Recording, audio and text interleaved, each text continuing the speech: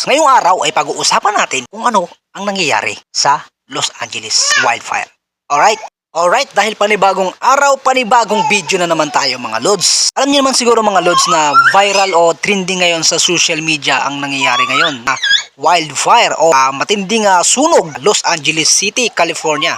Alam niyo ba mga lods na ang Los Angeles City, yan ay isa sa pinakamalaking city sa United States. Kung baga dito sa atin sa Pilipinas, ang pinakamalaki diba dito sa atin ay Manila.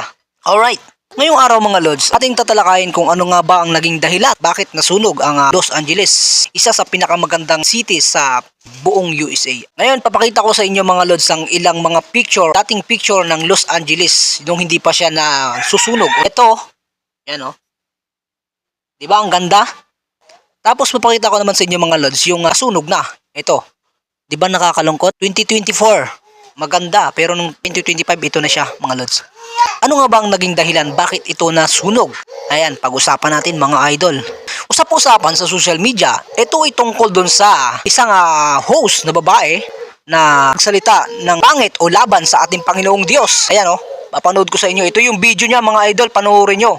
God, creator of the universe, zero mentions. And Mario Lopez, host of Access Hollywood 1. Siguro isa ito sa mga naging dahilan kung bakit. At marami rin mga sabi-sabi na ito ay hula tungkol doon sa sulat ni Ellen G. White. Talagay ko na lang mga idol dito sa screen. Yan, basahin nyo kung sang-ayon kayo dito o hindi. I-comment nyo lamang yan sa ating comment section below. Alright. Kung sang-ayon kayo dito, comment nyo. Oo.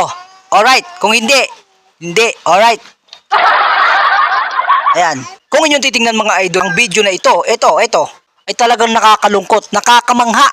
Parang hindi mo talaga akalain na mangyayari ito sa kanila. Sabi nga, arating ang panahon o ang araw ng paghuhukom na mangyayari ang lahat ng mga bagay na ito. Kaya huwag tayong matakot dahil darating ito dahil ito ay nakasulat sa prophecy of Revelation o nakasulat sa propesya sa Bible, sa pinakahuling talata o sa pinakahuling at yung ano ba yan? Revelation. Yun, alright. Yun, nakakalimutan ko talaga eh. Hirap talaga pag matagal lang din nagabasa ng Bible eh. Alright. At ayan ang ating pinag-usapan sa araw na ito.